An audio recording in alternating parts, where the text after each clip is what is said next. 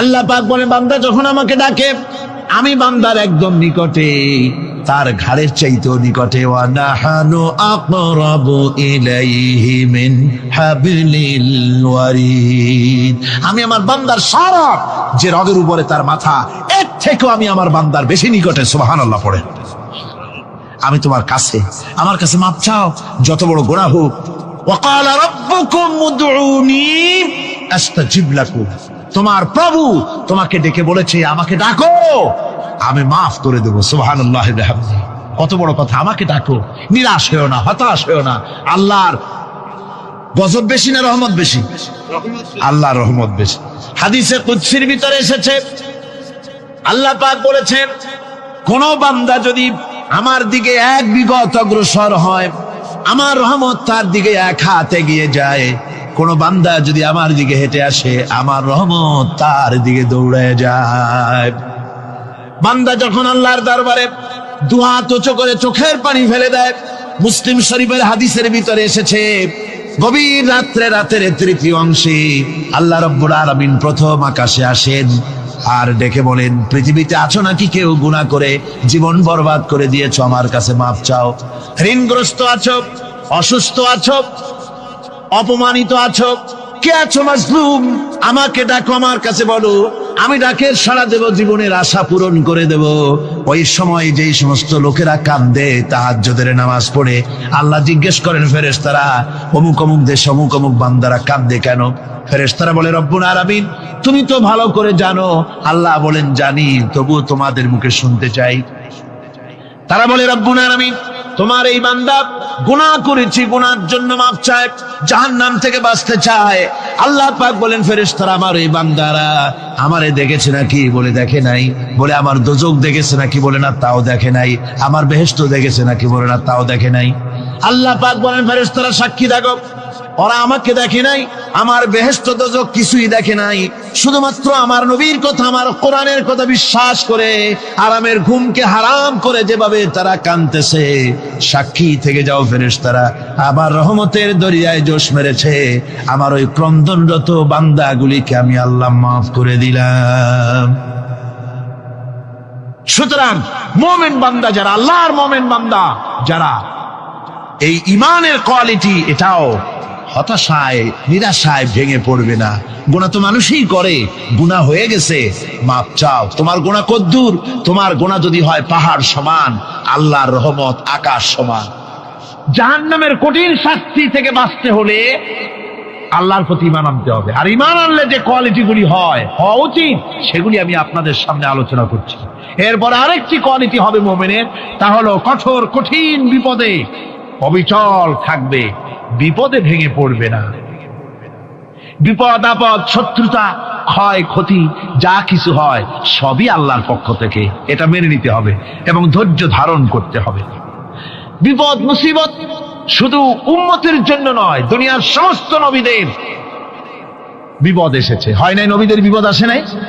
কোরআনে কারীম থেকে শুনুন, আল্লাহ রাব্বুল আলামিন বলেন, وَكَذَلِكَ جَعَلْنَا لِكُلِّ نَبِيٍّ عَدُوًّا مِنَ الْمُجْرِمِينَ। আল্লাহ পাক বলেন, এমনি করে আমি সকল নবীদের শত্রু বানিয়ে দিয়েছি সব পাপিষ্ঠ আর অপরাধ প্রবণ লোকদেরকে। প্রত্যেক যুগে নবীদের শত্রু ছিল, প্রত্যেক যুগে নবীদের কি ছিল? শত্রু ছিল। সে শত্রু কারা ছিল? আল্লাহ পাক বলছেন, নবীদের শত্রু ছিল পাপিষ্ঠ আর অপরাধ প্রবণ লোক, এরাই ছিল নবীদের দুশমন। রাসূলগণের অবস্থা যদি এই হয়, তাহলে তার উম্মত, ওই দিনের ধারক বাহক যারা, তাদের বুঝি বিপদ আপদ হবে না নাকি? হবে কিনা? তো ইসলামের বিরোধিতা যারা করে, কোরআনের পরিভাষায় বলা হয়েছে ইসলামের দুশমন, নবীদের দুশমন। দুনিয়ার সব পাপিষ্ঠ আর অপরাধ প্রবণ লোকেরাই ইসলামের দুশমন হয়, নবীদের দুশমন হয়। আজও দেখেন, আজও তাকিয়ে দেখেন, ইসলামী আন্দোলনের বিরোধিতা যারা করে তারা পাপিষ্ঠ চরিত্রের কিনা, তাকায় দেখেন, খুঁজে দেখেন, সর্বত্র খুঁজে দেখুন, খুঁজে দেখুন। যারা ইসলামী আন্দোলনের বিরোধিতা করে, যারা ইসলামকে মিটিয়ে দেওয়ার চেষ্টা করতেছে, যারা ইসলামকে মৌলবাদ বলে, ইসলামকে সাম্প্রদায়িক বলে, কোরআনে কারীমের কথা কত স্পষ্ট যে নবীদের দুশমন হয়, ইসলামের দুশমন হয় মুজরিম লোকেরা, অপরাধ প্রবণ আর পাপিষ্ঠ লোকেরা। আজও আমরা দেখতে পাই এই শ্রেণীর লোকেরা পাপিষ্ঠ এবং সবচাইতে সমাজের নিকৃষ্ট ধরনের চরিত্রহীন লোক। নামাজ নাই। আপনি খুঁজে দেখেন ইসলামী আন্দোলনের বিরোধিতা যারা করছে, যারা নেতৃত্ব দিচ্ছে, নামাজ নাই, রোজা নাই, চরিত্র নাই, হজ নাই, যাকাত নাই, মদ, জুয়া, জেনা, ব্যভিচার ইত্যাদিতে লিপ্ত। চেহারা দেখলে ছেলেপেলেরা 2 গ্লাস পানি খায়, ভর ওঠে। কথা ঠিক কিনা কয়? এই হলো অবস্থা। মারে কেন? মুমিনদেরকে, পয়গম্বরদেরকে, সাহাবীদেরকে এবং ঈমানদারদেরকে মারে কেন?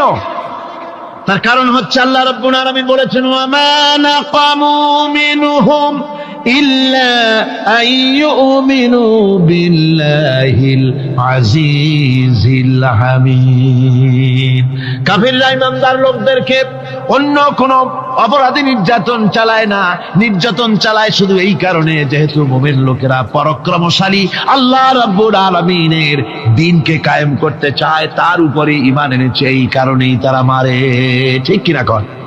যুগে যুগে নবীদের উপরে, সাহাবীদের উপরে যে অত্যাচার হয়েছে, সে অত্যাচার এই কারণেই হয়েছে, অন্য কোনো কারণে নয়। এই কঠিন বিপদে অবিচলতা এবং ধৈর্যের দৃষ্টান্ত নবীগণ পেশ করেছেন পৃথিবীর বুকে। আমরা দেখেছি ইব্রাহিম আলাইহিস সালামকে আগুনে ফালানো হয়েছে, আছে না কোরআন শরীফে? আমি কিন্তু গল্প করতেছি না, সব কোরআনের কথা। কিসের কথা? ইব্রাহিম আলাইহিস সালামকে আগুনে ফালানো হচ্ছে। অপরাধ কি? অপরাধ হচ্ছে হযরত ইব্রাহিম আলাইহিস সালাম দাওয়াত দিয়েছেন, লা ইলাহা ইল্লাল্লাহ। জোরে পড়েন, লা ইলাহা ইল্লাল্লাহ, লা ইলাহা,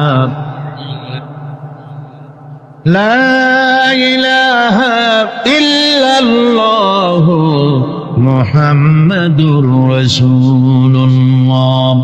হযরত ইব্রাহিম আলাইহিস সালাম দ্বীনের দাওয়াত দিয়েছেন, এক আল্লাহর দাওয়াত দিয়েছেন, ঈমানের দাওয়াত দিয়েছেন।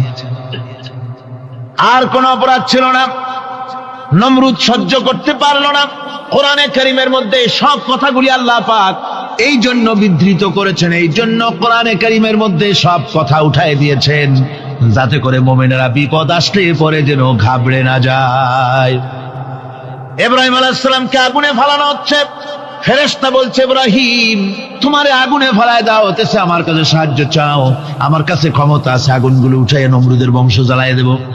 হযরত ইব্রাহিম ফেরেশতার কাছে সাহায্য চাইছিলেন নাকি? তিনি বললেন, ফেরেশতা তোমার কাছে সাহায্য কেন চাইব? আমি তো এমন কোন অন্ধ আল্লাহর ইবাদত করি না যেই অন্ধ স্রষ্টা তার গোলামের দুঃখ দুর্দশা না দেখেন। আমি তোমার কাছে সাহায্য চাইব না। হযরত ইব্রাহিম আলাইহিস সালাম পাশ করলেন। কি বলেন, পাশ করছেন না? ঈমানের পরীক্ষায় পাশ। আগুনের মধ্যে হযরত ইব্রাহিমকে যখন ফেলানো হচ্ছে, রব্বুল আলামিন আগুনের প্রতি নোটিশ করে দিলেন, ইয়া নারু কুনি বারদাও ওয়া সালামান আলা ইব্রাহিম। আগুন আমার ইব্রাহিমের জন্য শান্তিদায়ক, ঠান্ডা হয়ে যা। এখন কি আর আগুনের বাপের ক্ষমতা আছে ইব্রাহিমরে পোড়ানো? আর ক্ষমতা নাই। আমার বন্ধুগণ, ইব্রাহিম আগুনের ভিতরে আরামে বসা আছেন, আর ওদিকে নমরুদ বসে বসে দেখতেছে দূর থেকে। ইব্রাহিম তো জ্বলে না, গায়ের মধ্যে আগুন জ্বলে গেল। ডাক দিয়া কয়, আগুন তোর হলো কি? কেন জ্বালাইতে পারিস না আমার দুশমন রে? হলোটা কি তোর? তোর কি জ্বালানো শক্তি বন্ধ হয়ে গেল নাকি? আগুনের ভিতর থেকে জবাব এলো, নমরুদ রে, আমার ভিতরে জ্বালানো শক্তি আছে কি নাই যদি প্রমাণ করতে চাও, টেস্ট করতে চাও, তুই নিজে আয়, তোরে শুদ্ধ তামাম দুনিয়া জ্বালাই দিতে পারি, ইব্রাহিমের এক গাছা পশমও জ্বালাই দিতে পারি না। তার কারণ হচ্ছে আমি হচ্ছি মাখলুক, আল্লাহ হচ্ছেন খালিক। আল্লাহ আমাকে বলেছেন না জ্বালাতে, তুমি 1000 বার বললেও আমি ইব্রাহিমকে জ্বালাইতে পারবো না। কোরআনে কারীমে ঘটনা বলে মুমিনদেরকে সাহস দেওয়া হচ্ছে, মুমিনেরা দ্বীনের কাজ করতে গিয়ে বিপদ আবাজ আসবে, ইমানের দাবি হলো বিপদ আসবে, আর বিপদ আসলে ঘাবড়ায় যেও না, মুসিবতে পড়ে চিন্তায় পেরেশানে হয়রান হয়ে যেও না।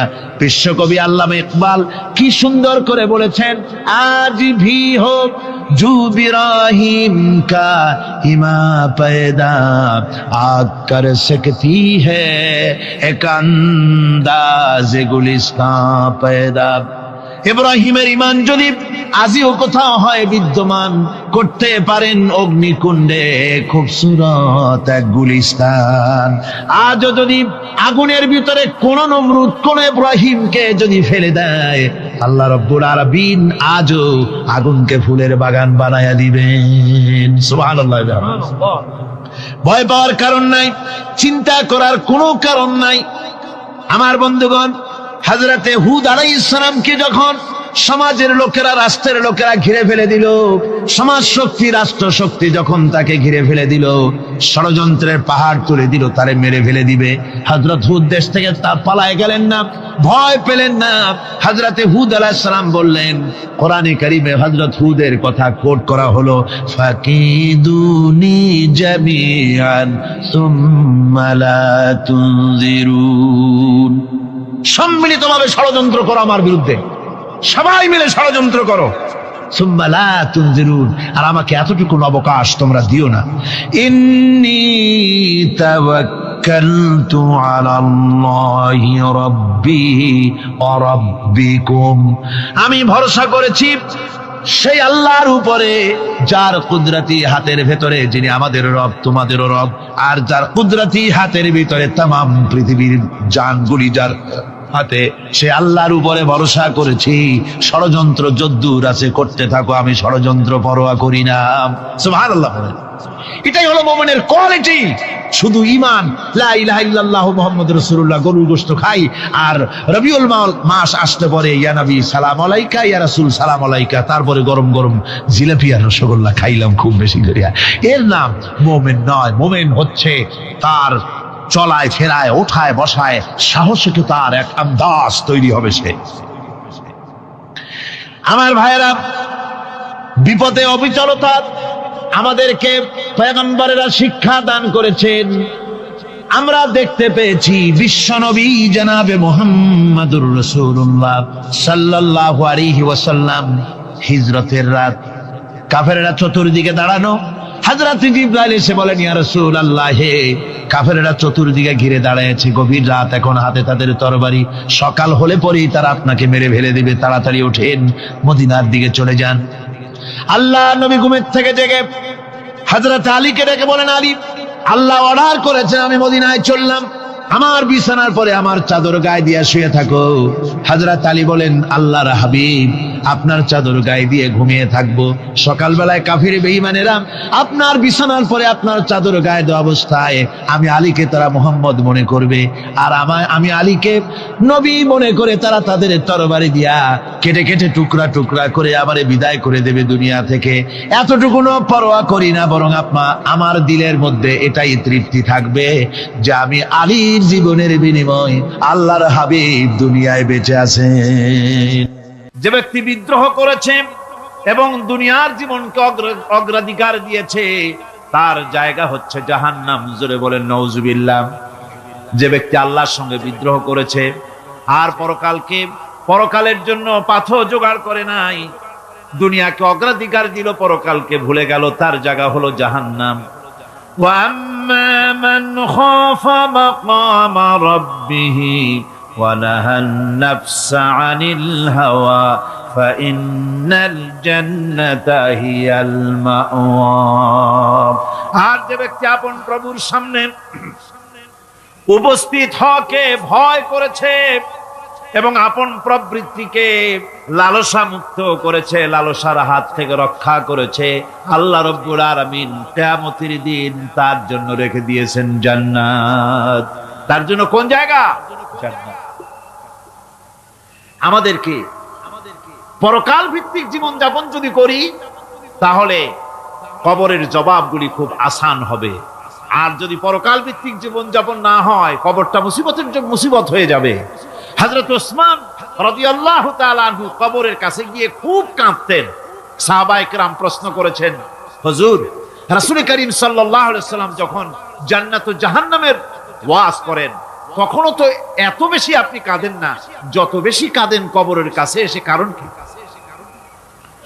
হযরত ওসমান রাদিয়াল্লাহু তাআলা আনহু বলতেন, আমার সাথীরা, আমি আমার হাবিবের কাছে, আল্লাহ রাব্বুল আলামিনের রাসূলের কাছে আমি শুনেছি এই কবরটাই হলো প্রথম স্টেশন, এই কবরটাই হলো প্রথম ইমিগ্রেশন কাউন্টার। এই জায়গায় যদি কেউ ধরা পড়ে যায়, কারো যদি চার্জশিট হয়ে যায়, সব জায়গায় ধরা পড়ে যাবে, হাসরে মিজানে সিরাতে কোনো জায়গায় নাজাত পাবে না। আর এই কবরটা যদি কেউ মুক্তি পেয়ে যায়, মিজান সিরাত হাসর সব জায়গা থেকে আল্লাহ তারে ভালোভাবে পার করে দিবেন। এটা হলো আসল জায়গা, মারাত্মক জায়গা, খুব মারাত্মক জায়গা। আমি এটাকে ইমিগ্রেশন কাউন্টার বলেছি আমার ভাষায়। ইমিগ্রেশন কাউন্টার যারা বিদেশ ভ্রমণ করেছেন তারা জানেন। লন্ডন যাবেন, আমেরিকা যাবেন, সৌদি আরব যাবেন, যে কোনো বিদেশে যাবেন, গেলেই পাসপোর্ট তারা দেখবে। পাসপোর্টে আপনার ন্যাশনালিটি কোনটা সেটাই তারা জানতে চাইবে। আপনি কোন দল করেন এটা তারা জানতে চাইবে না। আপনি কোন ভাষায় কথা বলেন তাও তাদের জানার দরকার নেই। প্রথমেই তারা আপনার ন্যাশনালিটি দেখবে, আপনার আইডেন্টিটি কি তারা জানতে চাইবে। তারপরে যদি স্যাটিসফ্যাক্টরি হয় আপনাকে ভিসা দিয়ে ভেতরে ঢুকবার ব্যবস্থা করে দেবে। আর যদি তারা স্যাটিসফাইড না হয় তাহলে আপনাকে মেহমানখানায় ঢুকানো হবে গ্রেফতার করে। কবর হচ্ছে এ ধরনের একটি ইমিগ্রেশন কাউন্টার। কবরের ভিতরে মানুষ যখনই রাখা হবে সঙ্গে সঙ্গে দুজন ফেরেশতা আসবে। কবরের কাছে যারা এসেছিল দাফন হয়ে যাওয়ার পর এই লোকগুলি 40 কদম যেতে যতক্ষণ লাগে এর মধ্যেই দুজন ফেরেশতা এসে যাবে। এসে জিজ্ঞেস করবে, মান রব্বুকা, তুমি কোন দল করতে? ওটা তাদের জানার দরকার নেই। চাকরি কিসে করতেন ওটা জানার দরকার নেই। ব্যবসা করতেন না চাকরি করতেন প্রয়োজন নেই। প্রথমেই জিজ্ঞাসা করা হবে ন্যাশনালিটি, প্রথমেই জিজ্ঞাসা করা হবে তার ন্যাশনালিটি সম্পর্কে, তার আইডেন্টিটিটা কি, এবং সেটাকে সত্যায়িত করার জন্য, বোঝার জন্য 3টি প্রশ্ন। প্রথম প্রশ্ন, মান রব্বুকা ওয়া মা দীনুকা ওয়া মান নাবিয়ুকা, তোমার রব কে, তোমার দ্বীন কি, তোমার নবী কে। যদি এই ব্যক্তি বেঈমান হয়, মুনাফিক হয়, সে বলবে হায় হাতা লা আদরি, হায় হাতা লা আদরি, জানি না আমার রবকে, আমি জানি না। তোমার দিন কি, দিন কারে কয় বুঝি না। এরপরে আল্লাহর নবী জনাবে মুহাম্মদ রাসূলুল্লাহ সাল্লাল্লাহু আলাইহি ওয়াসাল্লাম কে দেখানো হবে, বলা হবে মা কুনতা তাকুলু ফি হাদার রাজুল, এই ব্যক্তি সম্পর্কে তোমার ধারণা কি নিকে? বলবে আমি চিনি না। নাউযুবিল্লাহ। বাস, এরপরে তার যা হবার তাই শুরু হয়ে যাবে। আর যদি বান্দাটা মুমিন হয়, প্রশ্ন করা হবে মান রব্বুকা, জবাব দেবে রব্বি আল্লাহ, আমার রব আল্লাহ রাব্বুল আলামিন। ওয়া মা দীনুকা, দীনুনা ইসলাম, আমার দিন হচ্ছে ইসলাম। এরপরে আল্লাহর নবীকে দেখানো হবে। কয়েক রকমের বর্ণনা আছে, কোন বর্ণনায় আছে হুজুরের আকারে দেখানো হবে, অথবা রাসূলকে সরাসরি দেখানো হবে। বলা হবে মা কুনতা তাকুলু ফি হাদার রাজুল, এই লোকটি সম্পর্কে ধারণা কি?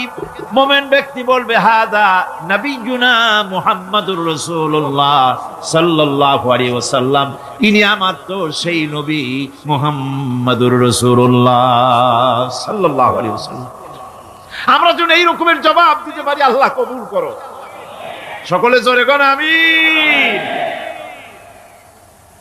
জবাব হয়ে যাওয়ার পর গায়ব থেকে আওয়াজ আসবে, ফাফরিশু বিল জান্নাতি ওয়ালবিসু বিল জান্নাহ, ও আমার ফেরেশতারা আমার এই বান্দাকে জান্নাতের পোশাক পরায়া দাও আর কবরটাকে জান্নাতের বিছানা বিছায়া দাও। জান্নাতের পোশাক পরায়া দাও, জান্নাতের বিছানা বিছায়া দাও। ইলা মাদ্দা বাসারিহি, তার চোখের দৃষ্টি যতদূর যায় কবরটা ততটা প্রশস্ত করে দাও।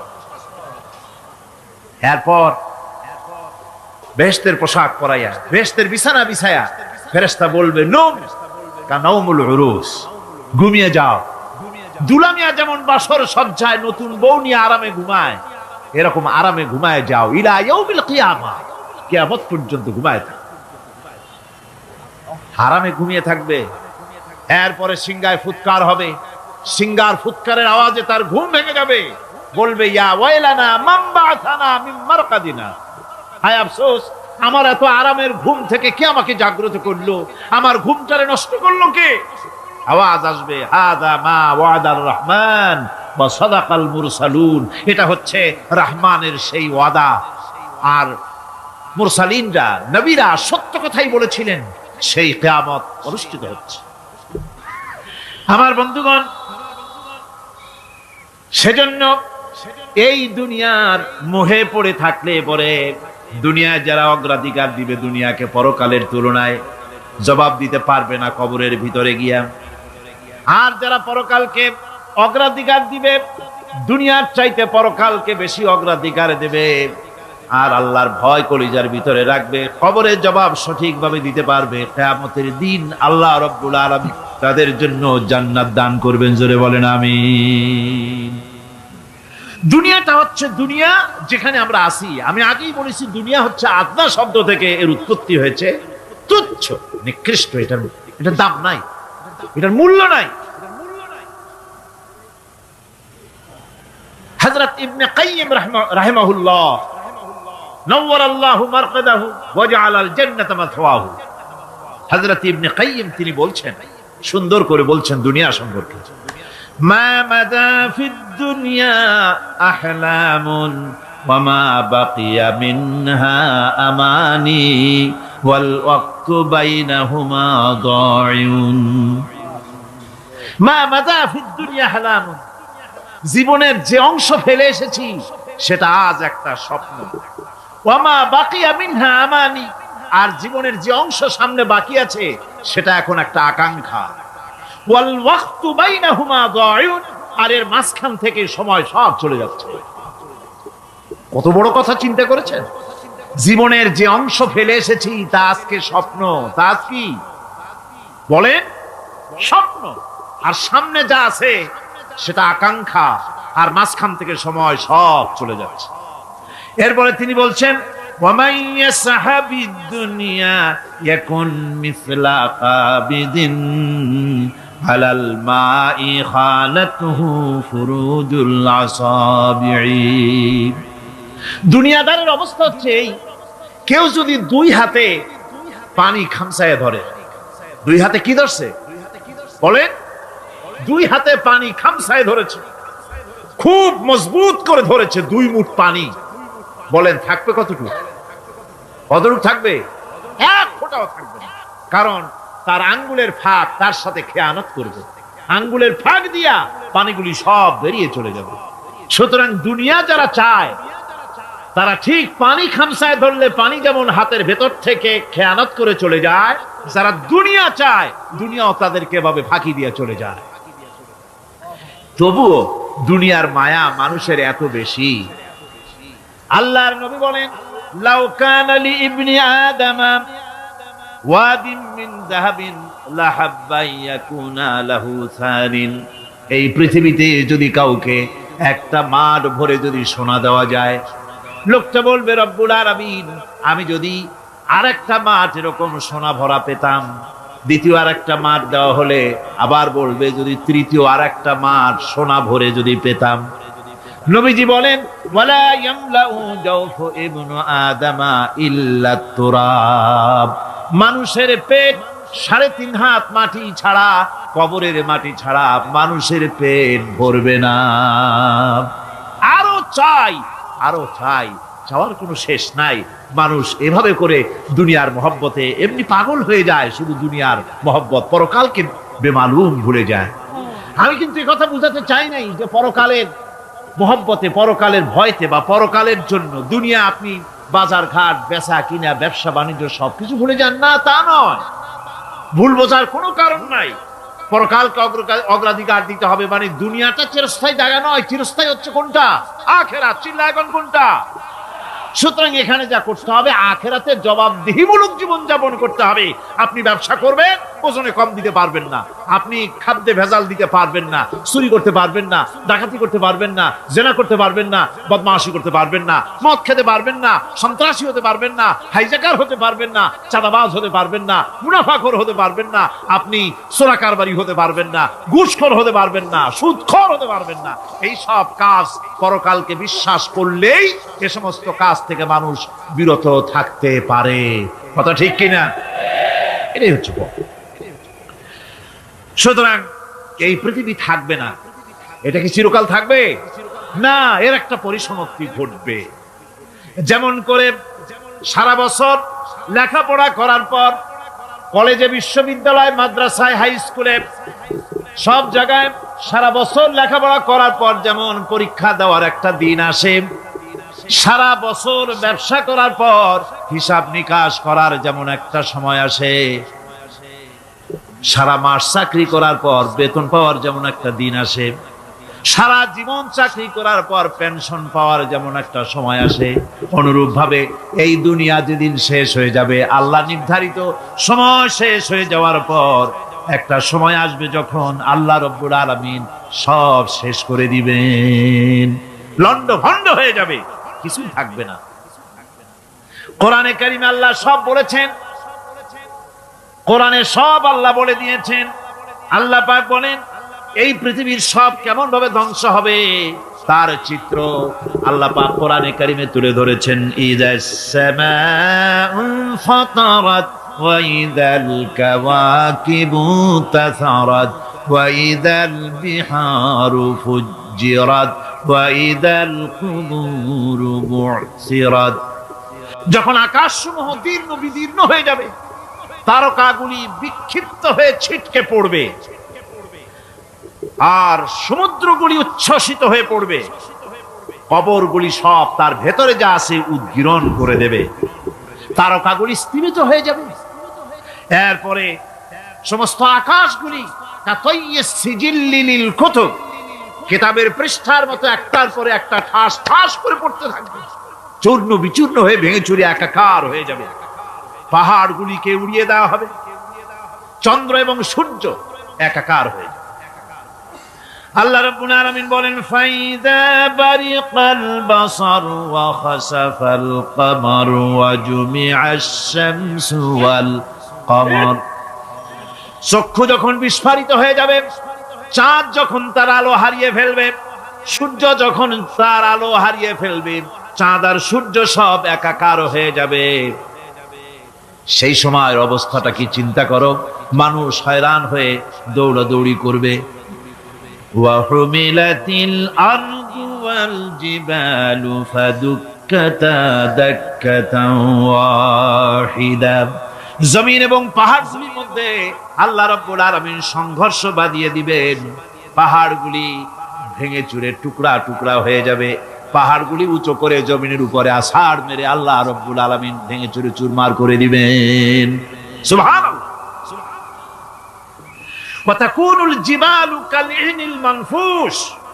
পাহাড়গুলো পেঁজা ধোনা তুলার মতো করে উড়িয়ে দেওয়া হবে, পাহাড় উড়ে যাবে। সুবহানাল্লাহ পড়ো। পাহাড় পাথরের তৈরি করা পাহাড়, এই পাহাড়গুলি তুলার মতো হয়ে উড়বে কিভাবে? আমি এই দৃশ্য নিজের চোখে কিছুটা হলেও দেখছি। আজ থেকে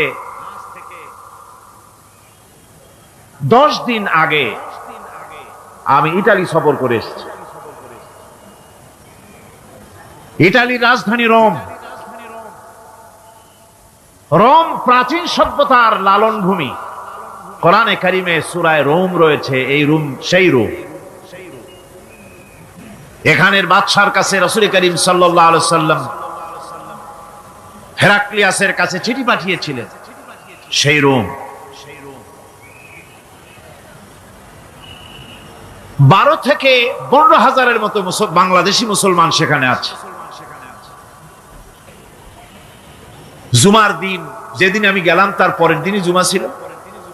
জুমার নামাজ পড়লাম ভ্যাটিকানের কাছেই বিশাল মসজিদ, ইউরোপের ভিতরে সবচাইতে বড় মসজিদ এটা, রোম ইসলামের দুশমনদের রাজধানী। সেইখানে যখন আযান হচ্ছে আশহাদু আন্না মুহাম্মাদার রাসূলুল্লাহ, আমার অনুভূতির কথা আপনাদেরকে বোঝাতে পারবো না, কি অনুভূতির সৃষ্টি হয়েছে আমার ভেতরে। ভ্যাটিকানের পোপ এক পাশে, কিছু দূরেই ভ্যাটিকান, ওটা হচ্ছে গোটা পৃথিবীর সমস্ত খ্রিস্টানদের কাবা ভ্যাটিকান, তার পাশেই বিশাল মসজিদ, সেখানে নামাজ পড়লাম। চিন্তার ভেতরে আসলো আল্লাহ রাব্বুল আলামিন তার হাবিবের নাম, তার তাওহীদ, তার রিসালাতকে কিভাবে বিশ্বময় ছড়িয়ে দিলেন। আবু জাহেল চাইছিল মুহাম্মদ সাল্লাল্লাহু আলাইহি ওয়াসাল্লামকে স্তব্ধ করে দেবে মক্কার জীবনেই। কত বদনাম, সাহের, কাহেন, কাযযাব, শায়ের, নাউযুবিল্লাহি মিন যালিক, কত গালাগালি করলো।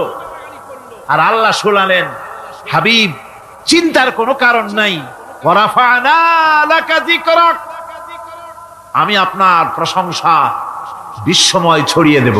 সুবহানাল্লাহি ওয়া বিহামদিহি। রোম প্রোগ্রাম শেষ করে আমাকে তারা নিয়ে গেল, যেটা আমি বলছি সফর কাহিনী শোনাবার সময়টা না, যেহেতু এর সঙ্গে প্রাসঙ্গিক সেজন্য বলছি। পাহাড় কেমনে তুলার মতো হয়ে উঠবে তার নজির দেখেছি। রোম শহর থেকে 300 মাইল দূরে, 300 কিলোমিটার দূরে নেপোলিয়ান বোনাপার্ট তার বাড়ি, এবং ওটা তার নামই একটা প্রভিন্স। ভূমধ্য সাগরের পারে ভিসুভিয়াস, পৃথিবীর সবচাইতে বড় আগ্নেয়গিরি, সেটা দেখাতে নিয়ে যাওয়া হলো আমাকে। যে পাহাড়টা পৃথিবীর মাটি থেকে তার চূড়া হচ্ছে 3 মাইল উঁচু, এর 2 মাইল গাড়িতে করে ঘুরে ঘুরে যাওয়া যায়, এরপর আর গাড়িতে যাওয়া যায় না, বাকিটুকুন যেতে হবে হেঁটে হেঁটে। পাহাড়ের উপরে অক্সিজেন কম, বেশ কষ্ট হচ্ছিল উঠতে। জীবনে প্রথম পাহাড়ে চড়েছি, জাবালে নূর, রাসূল করিম সাল্লাল্লাহু আলাইহি সাল্লামের উপরে যেখানে ওহী হয়েছিল সর্বপ্রথম। পাহাড় চড়ার একটা অভিজ্ঞতা ওখান থেকে আমার কিছুটা হয়েছিল। খুব কষ্ট হলো বাকি 1 মাইল উঠতে। যখন ভিসুভিয়াসের একদম শীর্ষে চলে গেছি, সেখানে গিয়ে আমার সাথে 15-20 জন লোক ছিল। আমি নিজে আল্লাহু আকবার বলে আমার গলা থেকে আওয়াজ বেরিয়ে গেল। আমি দেখতে পেলাম ভিসুভিয়াসের শীর্ষে বিশাল গর্ত। আমার মনে হয় গর্তটা এই মাঠের 1/4 হবে, এই মাঠের 1/4 হবে গর্তটা। সেই গর্তটার গভীরতা হচ্ছে 1.5 কিলোমিটার। এইখান থেকে পাথরগুলি উত্থিত হয়েছে, আগ্নেয়গিরি পাথর আগুনে গলে লাভা হয়ে এগুলি পাহাড় বেয়ে উপচে পড়েছে, চতুর্দিকে 12 মাইল ছড়িয়ে গিয়েছে।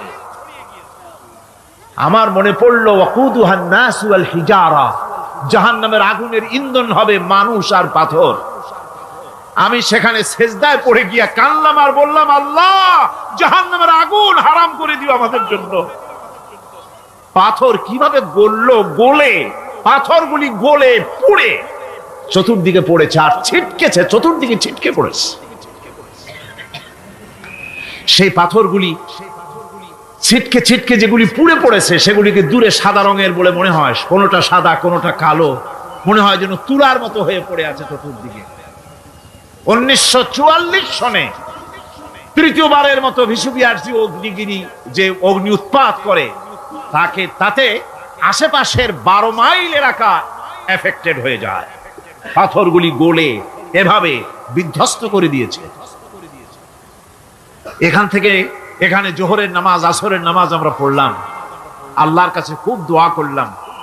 এখনো ধোঁয়া উঠতেছে, এখনো পাহাড়ের ফাটল দিয়ে ধোঁয়া উঠছে। একজন হাত দিয়ে আমাকে বলল যে খুব গরম লাগে ধোঁয়াগুলি। ওখানকার লোকেরা বলল যে ভেতরে এখনো আগুন আছে, তবে সুপ্ত, যে কোনো মুহূর্তে আবার তা জাগ্রত হতে পারে। আমরা সেখান থেকে নেমে এলাম। একটু কিছু দূর গিয়েই সেখানে হলো পম্পেই শহর। এই পম্পেই শহরটা হচ্ছে ঈসা আলাইহিস সালামের জন্মের 2000 বছর আগে এই শহর তৈরি হয়। ঈসা আলাইহিস সালামের জন্মের 179 বছর পর ভূমিকম্প হয়। সেই ভূমিকম্পে গোটা পম্পেই শহরটা পৃথিবীর মানুষের চোখের আড়াল হয়ে যায়, ধ্বংস হয়ে যায়, মাটির তলায় গরক হয়ে যায়। আজ থেকে 200 বছর আগে মাটি খনন করতে গিয়ে এই শহর আবিষ্কৃত হয়। পুরা শহরটা খুঁড়ে তারা বের করেছে 180 হেক্টর জমিনের উপরে এই বিশাল শহর। ঘুরে ঘুরে দেখলাম, গাড়ি চলে না সেখানে, পায়ে হেঁটে দেখতে হলো। প্রশস্ত রাস্তা।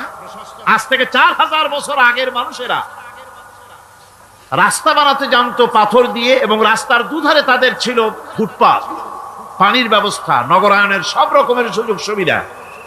তারপরে সেখানে বিচারালয়, এরপরে দোকানপাট, বাজার ঘাট, সবকিছুর ব্যবস্থা রয়েছে। বিশাল বিশাল পাথরগুলি দিয়ে পিলার তৈরি করা। ভাবলাম এই পিলারগুলি, এই পাথরগুলি তারা কিভাবে ক্রেন ছাড়া এত উপরে উঠালো কি করে, আমার মাথায় আসলো না। পাথর কেটে কেটে সুন্দর সুন্দর অঙ্কন শিল্প তারা করেছে। এরপরে ঘুরতে ঘুরতে বাদশার রাজার বাড়িতে গিয়ে ঢুকলাম। সেখানে গিয়ে দেখলাম উলঙ্গ এত মূর্তি পাথরের তৈরি করা।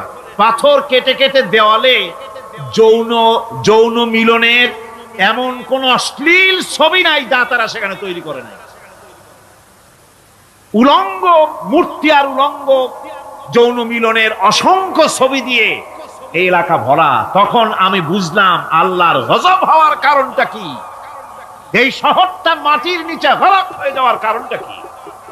আল্লাহ পাক জেনা ব্যভিচার যে দেশে বেশি হয় আল্লাহ পাক বরদাস্ত করেন। দুশ্চরিত্র যে দেশের মানুষ দুশ্চরিত্র হয়ে যায়, জেনা ব্যভিচার বেশি হতে থাকে, আল্লাহ গরক করে দেন, গজব দেন। এই গজব এক এক সময় এক এক রকমের হয়ে আসে। কখনো মাটির নিচে দাবায় দেয়, কখনো মহামারী, কোন দেশে কলেরা, কোন দেশে জলোচ্ছ্বাস, কোথাও ভূমিকম্প, আর সর্বশেষ এই জেনা ব্যভিচারের জন্য আল্লাহ পাকের চূড়ান্ত এই যৌনতার অশ্লীলতার জন্য চূড়ান্ত গজব বর্তমান বিশ্বের জন্য এইডস। আল্লাহ পাক এই গজব দিয়েছে। বন্ধুগণ, আমি সেই জায়গা, আমি সেখানে যা দেখলাম যে আল্লাহ পাক পাহাড়গুলিকে কিভাবে উড়াবেন, এটা অস্বীকার করার কোনো উপায় নাই। বিশ্বাস তো করতামই। তবে হযরত ইব্রাহিম আলাইহিস সালাম যেমন বলেছিলেন, রব্বি আরিনি কাইফা তুহিল মাউতা, আয় আল্লাহ তুমি মরাকে চিন্তা করবা কেমনে। আল্লাহ পাক বলেন আওয়ালাম তুমিন, তুমি বিশ্বাস করো না?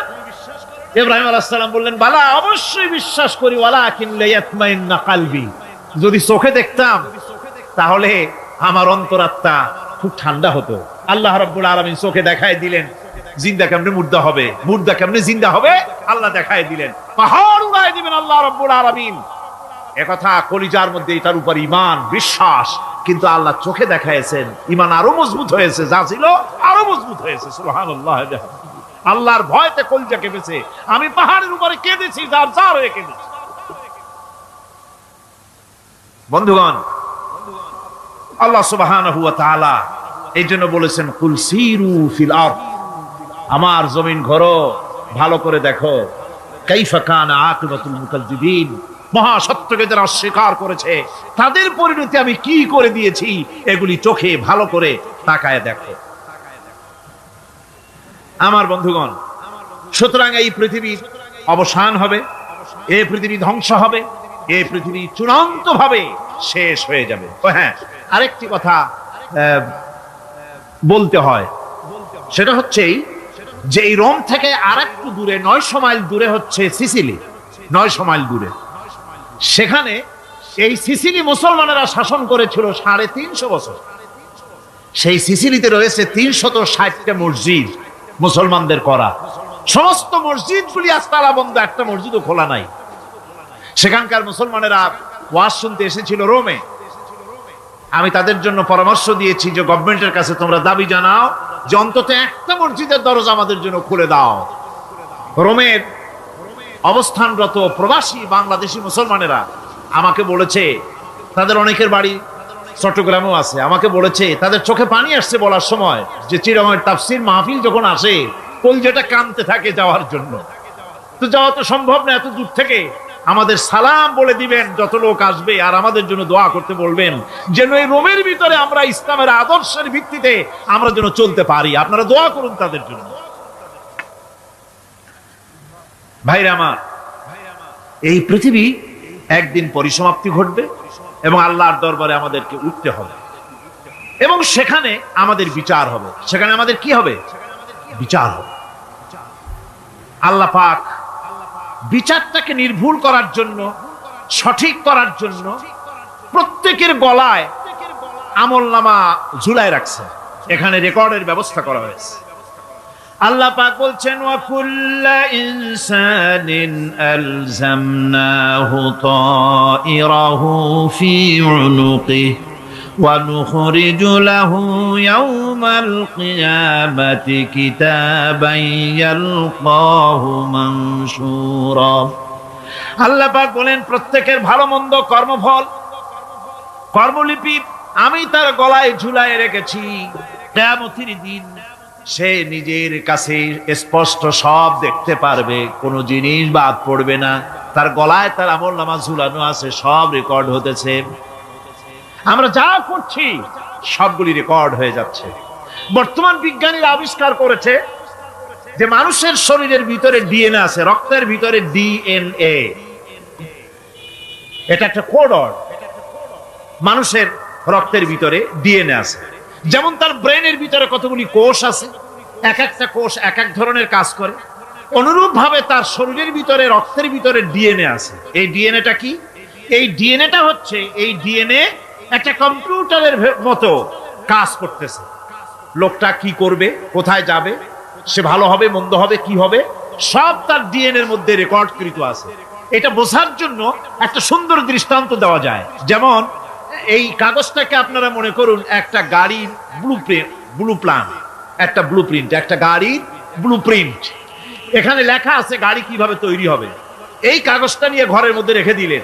এখন এই কাগজটা থেকেই অটোমেটিক গাড়ির উইন্ডো তৈরি হলো, শিল তৈরি হলো, গাড়ির বডি তৈরি হলো, চেসিস তৈরি হলো, টায়ার তৈরি হলো, ইঞ্জিন তৈরি হলো, ব্যাটারি তৈরি হলো, পেট্রোল নিল, আর কোন রকমের ড্রাইভার ছাড়াই গাড়ি চলতে আরম্ভ করলো।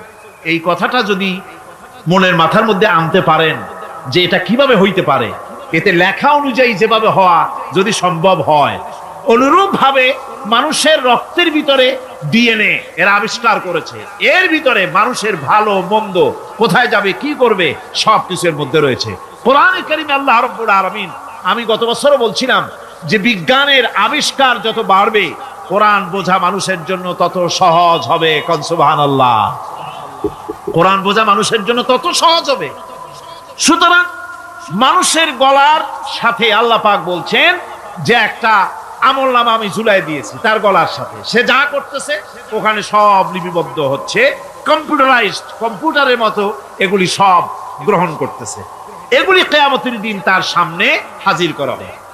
কিয়ামতে যখন আমলনামা তার সামনে দিয়ে বলা হবে ইকরা কিতাবাকা কাফা বিনাফসিকাল ইয়াওমা আলাইকা হাসিবা, তাকে বলা হবে নিজের কর্মলিপি নিজেই পড়ো, আজ তুমি তোমার নিজের হিসাব নিতে যথেষ্ট। বন্ধুগণ, এই মাহফিলে যত লোক আমরা বসে আছি, আমরা আমাদের হিসাব নিতে যথেষ্ট না আরেকজন লাগবে? কোন আমরা যথেষ্ট কিনা? কথা বোঝেন নাই। আমি বলতে চেয়েছি এটা, আমরা যদি এখন চোখ বুঝে চিন্তা করি যে পিছনের জীবনে কি করেছি, মনে পড়বে নাকি পড়বে না? বলেন সবাই, পড়বে কি পড়বে না? ছোটবেলায় কবে পায়ের নিচে কাটা ফুটেছিল, কবে কোথায় আছাড় খেয়েছিলেন, কবে কার বেল তাল আম কাঁচা আম চুরি করে খেতে গিয়ে কিল খেয়েছিলেন, তাড়া খেয়েছিলেন, তাকে এখন মনে নাই? আছে। তাহলে কিল, ওই তাল বেল চুরি করতে গিয়ে যে কিলটা খাইছিলেন সেটাও মনে আছে, ভালো মন্দ সব মনে আছে। তাহলে কোন হোটেলের রুমে কি করছিলেন, কোন স্কুলে কোন কলেজে কি করছিলেন, তারপরে জীবনে ছোট বড় ঘটনাগুলি সব বুঝতে মনে পড়বে না? এবার হিসাব করেন, মনে যদি পড়ে এবার হিসাব করেন আপনি জান্নাতি না জাহান্নামী। আপনি আপনার নিজের হিসাব নেওয়ার জন্য যথেষ্ট। তাকে হিসাব করতে বলা হবে, তোমার হিসাব, তোমার নিজের হিসাব নেওয়ার জন্য তুমি যথেষ্ট, তোমার হিসাব তুমি নিজেই করো, এটা পড়ো। আর সেই কিয়ামতের দিন কোন সাহায্যকারী মিলবে না। লান তানফাকুম আরহামুকুম ওয়ালা আওলাদুকুম ইয়াউমাল কিয়ামাহ। লান তানফা, কিয়ামতের দিন কোনো ফায়দা হবে না, অবশ্যই কোনো ফায়দা হবে না, কোনো উপকারে আসবে না। কিয়ামতের দিন তোমার সন্তান, তোমার স্ত্রী, তোমার মাল, তোমার সম্পদ কোনো উপকারে আসবে না কিয়ামতের ময়দানে। সেদিন সব তোমার সাথে বিচ্ছ করবে, সব পালায় যাবে। সেখানে উৎকোষেরও কোনো কারবার নাই যে ঘুষ টুস দিয়া, ফেরেশতাদের কোন রকম বুঝবাজ দিয়া, আলাদা কোনো চোরাগলি পথ দিয়া একেবারে ফুট করে ভেস্তে চলে যাবেন, এমন কোনো সুযোগ নাই। অনেকে বলে হুজুর এমন কিছু দোয়া শিখায় দেন যাতে ওই সব জেহাদ বোমা এগুলি খুব ভয় পাই, ওসব রাস্তা টাস্তা না, খুব সহজে কিছু দোয়া দুরূদ করিয়া আস্তে করে জান্নাতে চলে যাওয়া যায়, এরকম একটা দোয়া, এরকম একটা পথ বলে দেন। আমি বলি ভাই, এরকমের কোন চোরাগলি আমার রাসূল আবিষ্কার করতে পারেন নাই। আল্লাহর পয়গম্বরের ওই ধরনের কোন পথ আবিষ্কার করতে পারেন নাই। সেখানে কিয়ামতের দিন কাউকে উৎকোষ গ্রহণ করার কেউ নাই, উৎকোষ দেওয়া যাবে না। আর উৎকোষ দিবি নেবার কি, আপনার কাছে কিছু নাইও, থাকলেও নেওয়ার কেউ নাই। এই দুনিয়ায় ফাঁকিবাজি করে বহুত কিছু করা যায়, কিন্তু কিয়ামতের মাঠে এগুলি কিছুই চলবে না। اليوم لا ينفع مال ولا بنون। কিয়ামতের দিন ধন, সন্তান, সন্ততি আর সম্পদ কোনো কাজে লাগবে না। সেদিন শুধু আমল যদি ভালো হয় কাজে লাগবে, আমল খারাপ হবে সব শেষ হয়ে যাবে। আল্লাহ রাব্বুল আলামিন নবীজিকে ডেকে বলেছেন, নবী আপনি বলেন, কুল মা কুনতু বিদআম মিনার রাসূল, আপনি বলুন আমি কোন নতুন রাসূল নই, আমার আগে অনেক নবী রাসূল পৃথিবীতে এসেছেন, তারা বিদায় হয়ে গেছেন। আমি জানি না কিয়ামতের দিন আল্লাহ রাব্বুল আলামিন আমার সাথে কি ব্যবহার করবেন, আর আমি এও জানি না যে কিয়ামতের দিন আল্লাহ পাক তোমাদের সাথে কি ব্যবহার করবেন।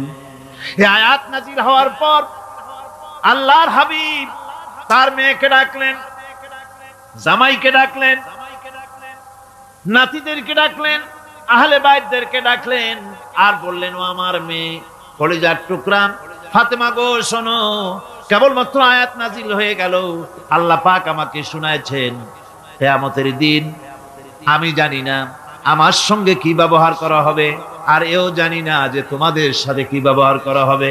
ও আমার কলিজার টুকরা মেয়ে ফাতেমা, কিয়ামতের দিন মুহাম্মদ সাল্লাল্লাহু আলাইহি সাল্লামের মেয়ে, এই হিসাবে তোমার নাজাতের ফয়সালা হবে না। ও আমার কলিজার টুকরা নাতি হাসান আর হোসেন, কিয়ামতের দিন মুহাম্মদ সাল্লাল্লাহু আলাইহি সাল্লামের নাতি হিসাবে ফয়সালা হবে না। ও আমার জামাই হযরতে আলী, কিয়ামতের দিন আমার জামাই হিসাবে নাজাতের ফয়সালা হবে না। আমল যদি ভালো হয় ফয়সালা ভালো হবে, জান্নাতে চলে যাবে। আমল যদি খারাপ হয়, কার নাতি কার জামাই দেখা হবে না। সুবহানাল্লাহ। কঠিন কিয়ামতের মাঠ। এই পরকালের বিশ্বাস যদি কলিজার মধ্যে ঢোকে, মানুষ ভালো হয়ে যাবে। কোন সুবহানাল্লাহ। আপনাদের দৃষ্টিতে পারবে, কথার জবাব যে দিলেন না। পুলিশে কি মানুষের চরিত্র ভালো বানাইতে পারবে? পুলিশের চরিত্র ভালো বানাবে কেনা, সেটাই তো কথা। মানুষের চরিত্র যাতে ভালো থাকে, মানুষের জন্য খারাপ কাম না করে, সেজন্য পুলিশ। পুলিশ যাতে খারাপ কাম না করে, সেজন্য আরো একটা ডিপার্টমেন্ট আছে না, তারা যাতে খারাপ কাজ না করে, সেজন্য আর একটা আছে। এন্টি করাপশনের আবার এন্টি করাপশন আছে, তার উপর আবার এন্টি করাপশন আছে। এন্টিটার অভাব নাই। সুতরাং পুলিশ দিয়া, বিডিআর দিয়া, আর্মি দিয়া মানুষের, দেশের, জাতির চরিত্র ভালো বানানো যায় না। রাসূলুল্লাহ এ দিয়ে বানান না, এটা ইসলামের নিয়ম নয়। পুলিশ দিয়া, আর্মি দিয়া দেশের মানুষের চরিত্র ভালো বানানো যায় না। চরিত্র ভালো বানানো যায় কেবলমাত্র পরকালের ভয় দিয়া। কি কিসের ভয় দিয়া?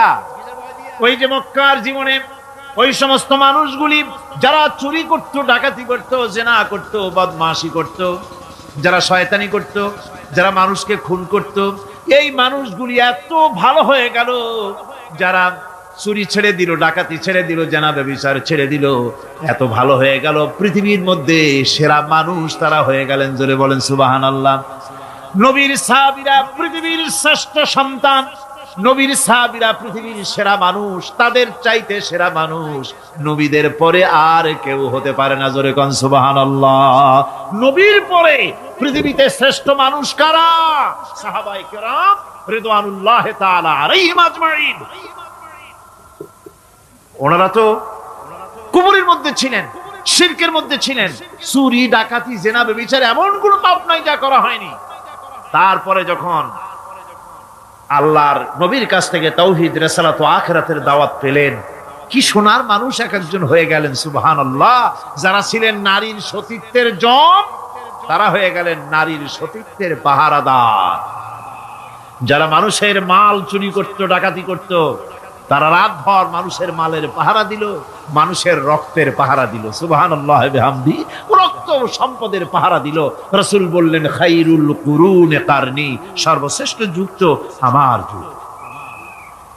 বন্ধুগণ, এরপরে একটা জীবন আসবে ওই কিয়ামতের ময়দানে। এই পরকালের বিশ্বাসটা গুরুত্বপূর্ণ ব্যাপার। আমাদের সব কিছুর হিসাব দেওয়া লাগবে।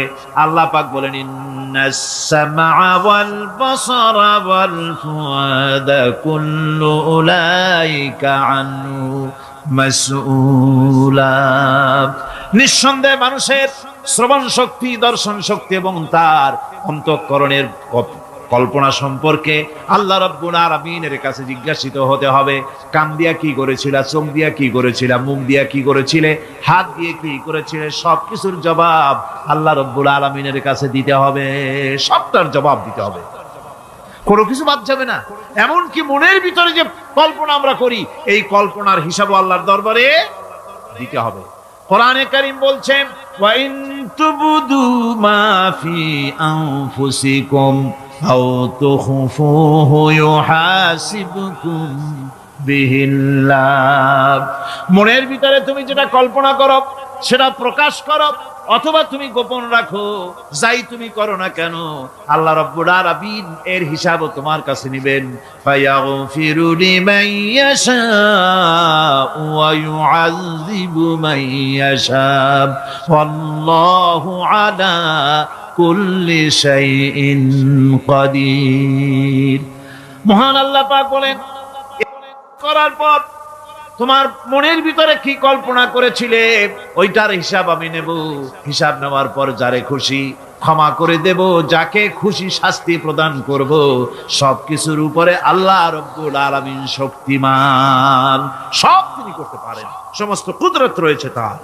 সুতরাং মানুষদেরকে, আল্লাহর বান্দাদেরকে বিশ্বাস করতে হবে যে আমার কোনো কথা বাদ যাবে না। কথাগুলি রেকর্ড হচ্ছে, কথা রেকর্ড হচ্ছে। আমি যে ওয়াজ করতেছি, এই কথাগুলি রেকর্ড হচ্ছে নাকি হচ্ছে না? অনেক টেপ রেকর্ডার রেকর্ড হচ্ছে, অডিও ভিডিও হচ্ছে।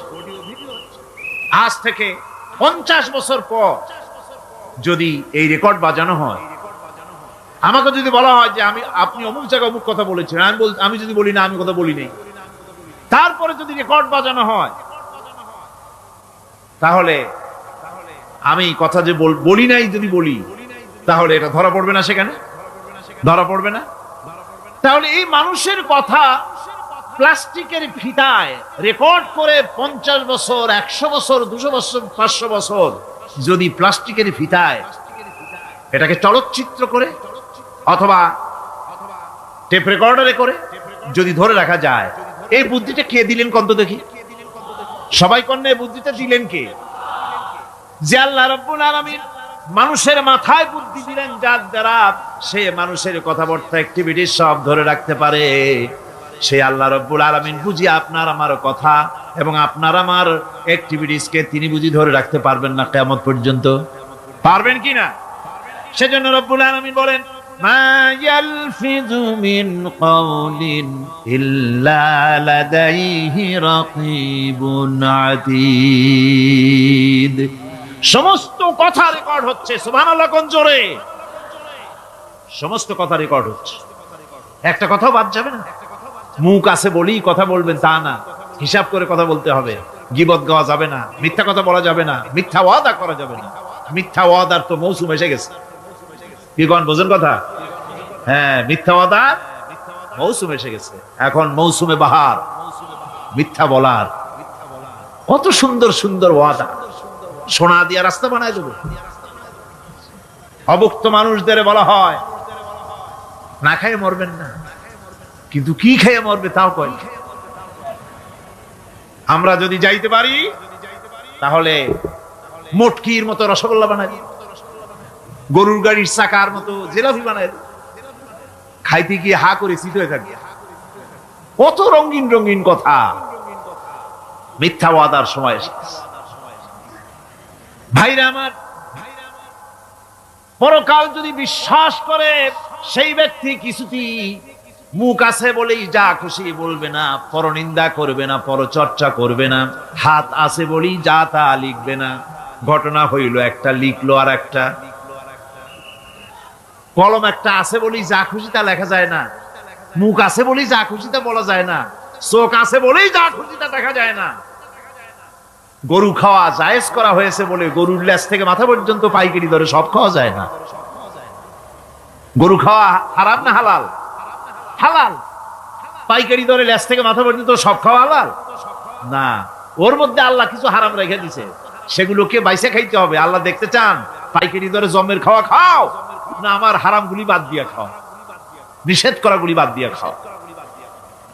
মুখ আছে বলেই যা খুশি তা বলা যাবে না, কান আছে বলেই যা খুশি তা শোনা যাবে না, চোখ আছে বলেই যা খুশি তা দেখা যাবে না, হাত পা আছে বলেই যা খুশি তা করা যাবে না। সবটার পেছনে আল্লাহ রাব্বুল আলামিনকে ভয় করা লাগবে।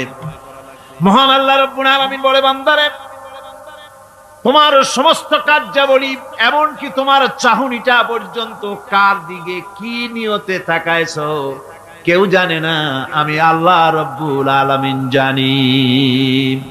وَيَعْلَمُ خَائِنَةَ الْأَعْيُنِ وَمَا تُخْفِي الصُّدُورُ। তোমার অন্তঃকরণ কি জিনিস গোপন করে আর তোমার চক্ষু কি লুকোচুরি খেলে আমি টের পাই। সুবহানাল্লাহ বিহামদি। চশমার ফাঁক দিয়া কি দেখো, কারে দেখো, কি নজরে দেখো, সানগ্লাস পরিয়া কেউ ঠিক পায় না, আমি ঠিক পাই। সুবহানাল্লাহ, জোরে কোন সুবহানাল্লাহ। সুতরাং চোখের নজরের হিসাব হবে, হাতের কাজের হিসাব হবে, পায়ের চলার হিসাব হবে, আপনার বলার হিসাব হবে, মুখে যা বলেছেন, যা করেছেন, হাত পাও দিয়ে যা করেছেন সবকিছুর হিসাব হবে কিয়ামতের দিন। আল্লাহর দরবারে সবকিছু উপস্থিত হবে, কোনো জিনিস বাদ পড়বে না। فَمَن يَعْمَلْ مِثْقَالَ ذَرَّةٍ خَيْرًا يَرَهُ وَمَن يَعْمَلْ مِثْقَالَ ذَرَّةٍ شَرًّا يَرَهُ। ছোট্ট একটা ভালো কাজ যদি করো তাও হাজির করা হবে সামান্যতম ভালো কাজও তোমার বাদ পড়বে না। আর ক্ষুদ্রতম কোনো খারাপ কাজ করলে তাও উপস্থিত করা হবে সব তোমার সামনে, কোনো জিনিস বাদ পড়বে না, সব দেখতে পাবে কিয়ামতের দিন। ভালো কাজটাও আর খারাপ কাজটাও আল্লাহর কাছে সেদিন আল্লাহ পাক মানুষের সামনে উপস্থিত করে দিবেন। আল্লাহ পাক বলছেন, সেদিন এই জমিন তার ভিতরে যা লুকায়িত ছিল জমিন সব বের করে দেবে। কাআন্নাহুম জারাদুম মুনতাশির। টিড্ডি ফড়িংগুলি পোকাগুলি মাটির থেকে যেমন বেরোয়, এ মাটির ভিতরে যা আছে কিয়ামতের দিন সব মাটি বের করে দেবে। ইযা যুলজিলাতিল আরদু জিলজালাহা ওয়া আখরাজাতিল আরদু আসকালাহা ওয়া ক্বালাল ইনসানু মা লাহা।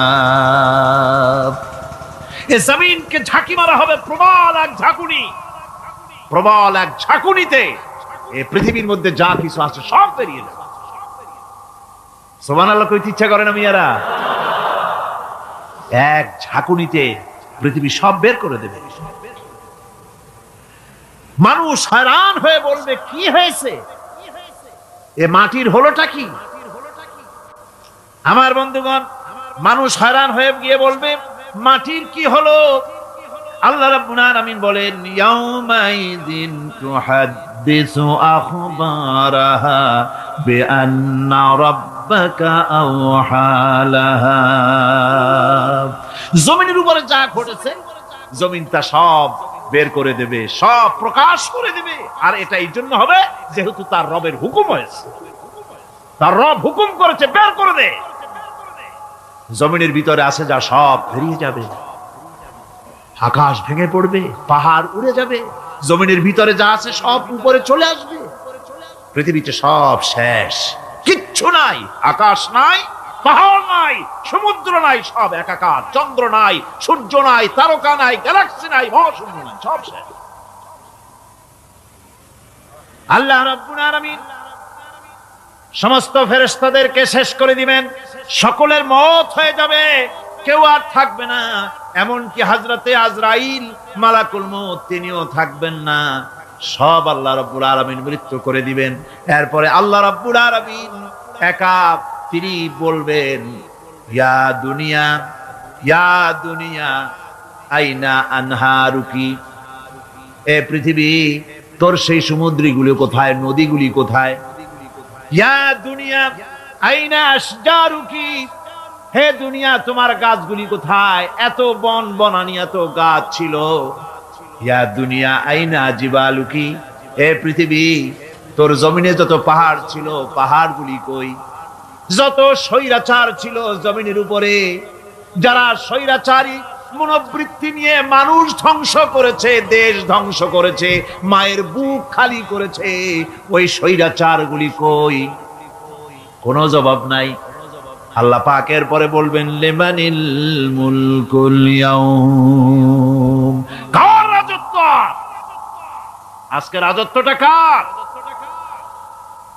আল্লাহ তিনবার আওয়াজ দিবেন, আজকে রাজত্ব কার? আল্লাহ পাক যখন তিনবার করে ডাক দিবেন, কোনো জবাব নাই, কোনো জবাব নাই। কে জবাব দেবে? আল্লাহ রাব্বুল আলামিনের সামনে কার ক্ষমতা আছে কথা বলার? কেউ তো নাই, সব শেষ। আল্লাহ পাক বলবেন লিল্লাহিল ওয়াহিদুল কাহ্হার, একমাত্র পরাক্রমশালী আল্লাহ রাব্বুল আলামিনের রাজত্ব আছে। সেই হাসরের মাঠে আমাদের সকলকে উপস্থিত হয়ে যেতে হবে, কেউ আমরা এখান থেকে বাঁচতে পারবো না, সবাইকে উঠতে হবে। অপরাধীরা সেখানে অসহায় হয়ে যাবে, অপরাধীরা অসহায় হয়ে যাবে। আল্লাহ পাক বলেন ফাইযা জাআতিস সাখাতু ইয়াওমা ইয়াফিরুল মারউ মিন আখিহি ওয়া উম্মিহি ওয়া আবিহি ওয়া সাহিবাতিহি ওয়া বানি। অবশেষে যখন কান ফাটানো আওয়াজ আসবে, এই আওয়াজ সেদিন মানুষ নিজের মা বাপ ভাই বোন সব থেকে বিচ্ছিন্ন হয়ে যাবে, সব একের থেকে আরেকজন পালায় যাবে, হারায় যাবে, কেউ কাউকে আর খুঁজে পাবে না। সেদিন ওই কিয়ামতের মাঠে বিভীষিকাময় দৃশ্য, মানুষ হয়রান হয়ে যাবে।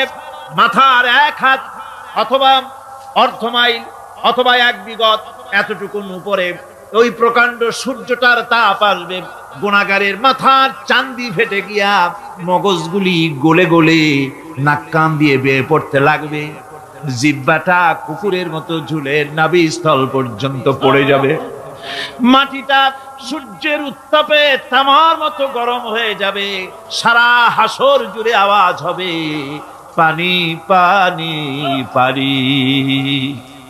মানুষেরা হয়রান হয়ে যাবে।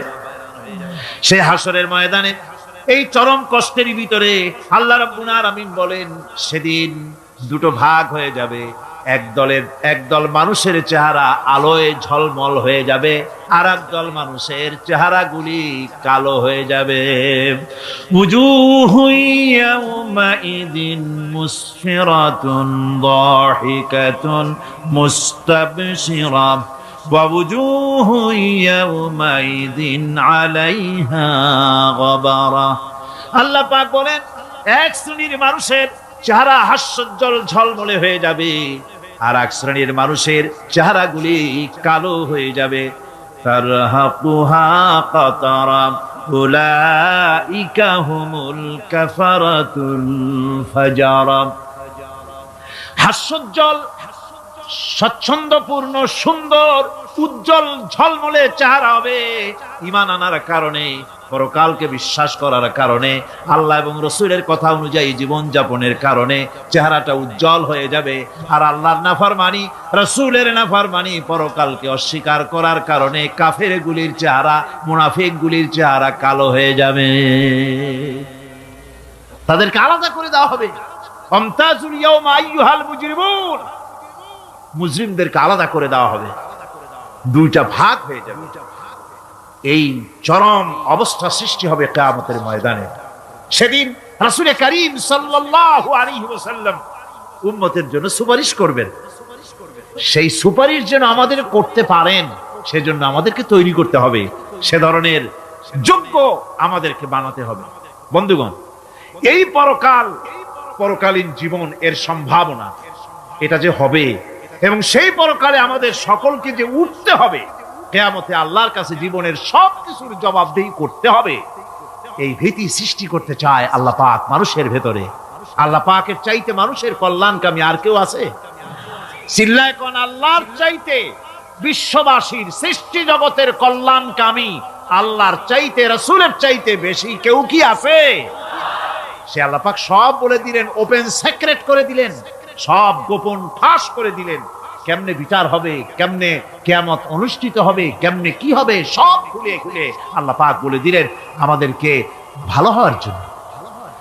কোরআনে কারীম বলছে, লাইসাল বিররা আন তুওয়াল্লু বুজুহাকুম কিবালাল মাশরিকি ওয়াল মাগরিব। পূর্ব পশ্চিমে মাথা ঘুরানো, সার নত করা, মাথা ঘুরানো, মুখ ঘুরানো, এটাই কিন্তু সৎ কাজ এবং পুণ্যবান হওয়ার, সৎ কাজ করার, নেককার হওয়ার জন্য যথেষ্ট নয়, বরং ওয়ালাকিন্নাল বিররা মান আমানা বিল্লাহি ওয়াল ইয়াউমিল আখির। প্রকৃতপক্ষে সৎকারী মুমিন, ভালো কাজ করা, প্রকৃত মুমিন, সত্যিকারের ভালো মানুষ, সত্যিকারের ইমানদার হওয়ার জন্য 10টি কাজ লাগবে। কয়টি কাজ?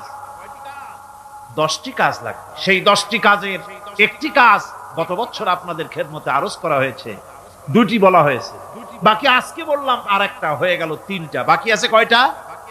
7টা। বাকি আছে আরো 7টা। পরকাল ভিত্তিক জীবনযাপন যদি করতে পারি, তাহলে আমরা হব দুনিয়ার শ্রেষ্ঠ মানুষ। কোন আলহামদুলিল্লাহ। وسخر لكم ما في السماوات وما في الأرض। এই পৃথিবীতে যা কিছু তোমরা দেখতে পাও, এই সব কিছুকে তোমার অনুগত করে দেওয়া হয়েছে, যাতে করে তোমার সাহায্য করতে পারে, তোমার সহযোগিতা করতে পারে। এজন্য আমি সবকিছুকে সৃষ্টি করেছি। সাখারা শব্দের অর্থ হচ্ছে যে আমি সবগুলিকে তোমাদের অনুগত করে দিয়েছি, যাতে করে তোমাদের অনুগত থাকে, অর্থাৎ তোমরা তাদের এই সমস্ত জিনিস দিয়ে তোমরা কাজ নিতে পারো। পানির উপর দিয়ে তোমরা যেন নৌকা চালাতে পারো, স্টিমার চালাতে পারো, পানি অনুগত করা হয়েছে, বাতাসকে অনুগত করা হয়েছে।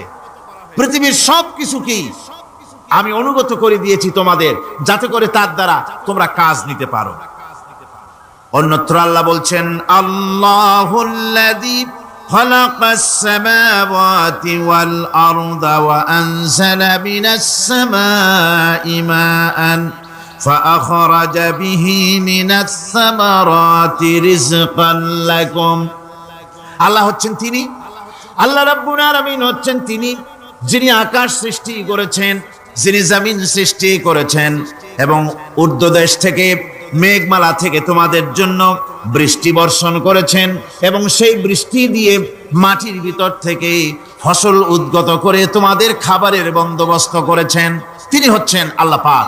তার জায়গায় ছড়িয়ে আছে, তার দয়া নাই, রহমত নাই, এমন কোন সৃষ্টি নাই। মানুষের জন্য যা কিছু প্রয়োজন তিনি তার দয়া দিয়ে, রহমত দিয়ে তিনি তার সৃষ্টি করে দিয়েছেন। আল্লাহ পাক বলছেন, ওয়াসাখখারা লাকুমুশ শামসা ওয়াল কামারা দাইবিনা ওয়াসাখখারা লাকুমুল লাইলা ওয়ান নাহার। যিনি চন্দ্র সূর্যকে সৃষ্টি করেছেন এবং এগুলিকে নিয়ন্ত্রিত করেছেন, চাঁদ সূর্যকে সৃষ্টি করে নিয়ন্ত্রিত করে দিয়েছেন, তোমাদের সমস্ত প্রয়োজন তিনি মিটিয়ে দিয়েছেন। দেখুন, চাঁদ এবং সূর্যকে আল্লাহ পাক সৃষ্টি করেছেন এবং একটা রহমত, একটা কুদরত সেই চাঁদ সূর্যের মধ্যে দান করেছেন। সূর্য যেখানে আছে, এটা যদি আল্লাহর দয়া না থাকতো, শুধু তাপ দেওয়ার জন্য সৃষ্টি করতেন আর মানুষের কল্যাণের দিকটা যদি চিন্তা না করতেন, তাহলে সমস্যা হয়ে যেত। সূর্য যেখানে আছে, বিজ্ঞানীরা বলেছেন তার থেকে যদি কিছু নিচে নেমে আসতো, তাহলে গোটা পৃথিবী জ্বলে পুড়ে ভস্ম হয়ে যেত। আর যেখানে আছে তার থেকে সূর্য যদি কিছু উপরে উঠে যেত, তাহলে গোটা পৃথিবী হিম শীতল হয়ে পৃথিবী ফ্রিজ হয়ে যেত, মানুষ প্রাণী জগৎ মরে সব শেষ হয়ে যেত। চাঁদ যেখানে আছে, এই চাঁদ তার জায়গা থেকে কিছু উপরে যদি উঠতো, তাহলে পৃথিবী মরুভূমি হয়ে যেত। আর যেখানে আছে তার থেকে কিছু নিচে যদি আসতো, তাহলে গোটা পৃথিবী পানি, সমুদ্রের পানি, নদীর পানিগুলি প্লাবিত হয়ে, ওভারফ্লো হয়ে, উচ্ছ্বসিত হয়ে গোটা পৃথিবীকে প্লাবিত করে দিত, ডুবাই দিত, সব শেষ হয়ে যেত। তাহলে আমরা দেখতে পাচ্ছি শুধু সৃষ্টি নয়, সৃষ্টিও করেছেন এবং প্রত্যেকটি সৃষ্টির পেছনে তার দয়া কাজ করেছে, তার কুদরত কাজ করেছে, যাতে করে মানুষের জন্য সুবিধা হয়, মানুষের জন্য উপকার হয়। অন্য আয়াতে আল্লাহ পাক বলেন, وآتاكم من كل سألتموه وإن تعدوا نعمة الله لا تحصوها। আল্লাহ পাক বলেন, তিনি তোমাদের প্রতি এত দয়াবান, আল্লাহ তোমাদের প্রতি এত দয়া রাখেন, এত মেহেরবানি করেন যে তোমাদের সমস্ত চাহিদা তিনি পূরণ করেছেন। তোমাদের জীবনে যা দরকার সব তিনি পূরণ করেছেন, এত পূরণ করেছেন, তোমরা যদি আল্লাহ পাকের নেয়ামতগুলি যদি গণনা করো, ওয়া ইন তাউদ্দু নি'মাতাল্লাহি লা তুহসুহা, আমার নিয়ামতগুলি যদি গুনতে থাকো, গুনে গুনে আমার নিয়ামত শেষ করতে পারবে না।